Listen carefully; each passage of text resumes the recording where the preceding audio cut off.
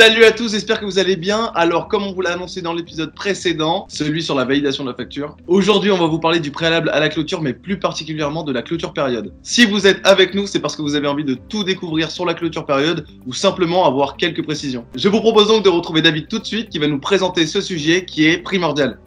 Alors Baptiste, tout ce que tu as voulu connaître sur la clôture période sans jamais oser le demander. Alors cette clôture période est une fonctionnalité qui a été rajoutée dans le cadre de l'adéquation, la mise en adéquation de nos applications avec la loi antifraude. La loi antifraude qui demande que pour une période donnée, on puisse figer tous les documents commerciaux de notre application. Donc voilà, pour figer donc ces éléments, on va lancer une clôture période et avant de cette clôture période, il faut au préalable que nous ayons comptabilisé les documents, les factures plus exactement de vente et d'achat, ainsi que les règlements de vente et d'achat. Donc pour vérifier si nos factures de vente et d'achat et nos règlements de vente et d'achat aussi ont bien été comptabilisés pour la période qu'on souhaite clôturer, on va en fait lancer un état, c'est une sorte de préalable.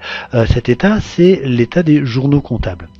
Par rapport à cet état, on va le paramétrer pour qu'il nous donne le résultat sur la période qu'on souhaite clôturer. Ici, je vais en fait clôturer jusqu'au 31 décembre 2019. Donc, je vais paramétrer mon état pour bien vérifier que pour la période donnée, je n'ai plus d'éléments comptabilisés. Voilà, je vais mettre ici en plus de critères pour pouvoir faire un contrôle en fait pour les 4 éléments qui m'intéressent. Le premier élément qui m'intéresse, c'est ici les factures de vente, celui qui est par défaut. Donc, il est important ici de se mettre en plus de critères pour ne pas avoir à fermer et réouvrir la fenêtre. Donc, je vais lancer l'état de contrôle pour les factures non comptabilisées.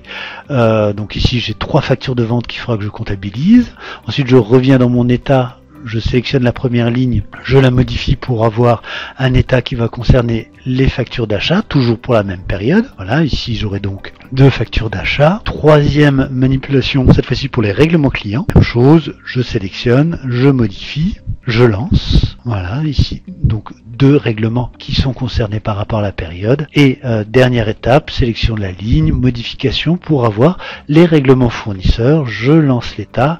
Est-ce que j'ai des règlements fournisseurs qui ne sont pas comptabilisés? Non, ce n'est pas le cas. Voilà, donc j'aurai à comptabiliser d'un côté règlement et facture de vente, de l'autre côté facture d'achat. Alors, pour me simplifier la tâche, il y a un paramétrage ici au niveau des paramètres société dans la comptabilisation au niveau des factures qui me dit que ici je vais pouvoir comptabiliser simultanément facture et règlement. Ça va un petit peu faciliter la tâche, c'est-à-dire que je n'aurai pas à comptabiliser d'un côté les factures puis ensuite à comptabiliser les règlements. Là je ferai en une seule fois la comptabilisation de mes différents éléments. On va comptabiliser ça avec le cadre, la comptabilisation va nous permettre en fait de voir différentes méthodes de comptabilisation qui sont dans la gestion commerciale. La première, je vais le faire pour les documents de vente. C'est-à-dire que là, je vais le faire directement à partir de la liste. Le premier avantage, c'est que ici, je vois dans ma liste que j'ai une facture qui n'est pas validée. Et la validation, on l'a vu précédemment, est un préalable à la comptabilisation. Donc, je vais d'abord valider ma facture. Voilà. Donc, la validation va se faire. Cette facture va être figée. Et donc, maintenant, je vais pouvoir sélectionner l'ensemble de mes documents et toujours par le biais du menu contextuel, je vais comptabiliser mes documents. Il est possible aussi de les comptabiliser un par un en les ouvrant avec une fonction dédiée à la comptabilisation, mais on peut le faire là par le biais de la liste comme on le fait maintenant. Voilà, donc là mes factures de vente ont été comptabilisées, de la même manière mes règlements de vente ont été comptabilisés parce que j'ai coché l'option qui allait bien, et puis je vais comptabiliser mes factures d'achat. Alors les factures d'achat, plutôt que de passer par la liste, je vais vous montrer une autre méthode qui est la méthode de la mise à jour de la comptabilité. En fait, ici, je vais donc sélectionner mes factures d'achat. Je vais sélectionner en fait une date butoir, le 31/12/2019, toujours, puisque c'est la date à laquelle je vais clôturer, et je vais lancer ma comptabilisation de mes factures d'achat. Voilà. Elles ont été comptabilisées. Donc maintenant, tous mes documents d'achat et de vente ainsi que mes règlements ont été comptabilisés. Je vais pouvoir lancer la clôture à partir du menu traitement, clôture période. Je vais donc sélectionner ou saisir plus exactement la date de 31/12/2019. C'est la date à laquelle j'avais convenu de réaliser ma clôture et je vais lancer le traitement. Voilà, ça y est. La procédure de clôture a été effectuée, était terminée. Je vais pouvoir le vérifier ici dans Fichier, lire les informations, où je vois qu'ici que ma dernière clôture a été faite en décembre 2019.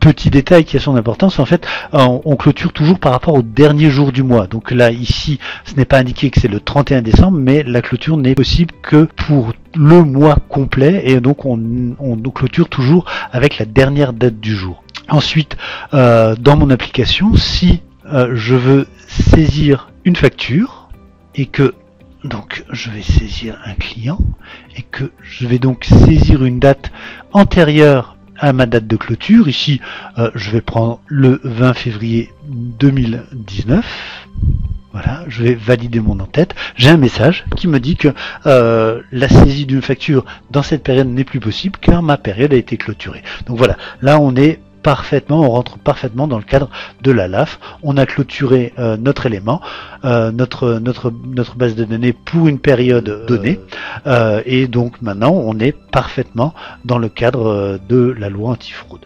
Merci beaucoup David pour tous ces renseignements. Désormais, vous devez tous être incollables sur la question de la clôture période. En tout cas, c'est ce que l'on souhaite. Comme d'habitude, si à la fin de cette vidéo, il vous reste des questions par rapport à la clôture période, je vous encourage vraiment à consulter toutes les plateformes que nous mettons à votre disposition. Vous retrouverez le lien vers ces plateformes dans la description de cette vidéo.